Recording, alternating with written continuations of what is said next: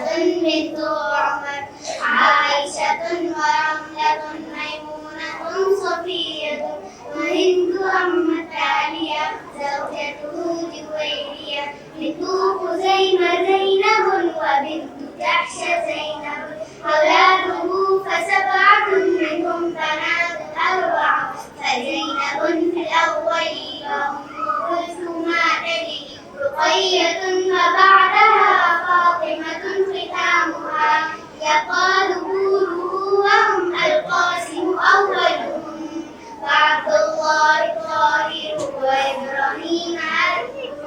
صلوا عليه سلموا ونزهوا واحترموا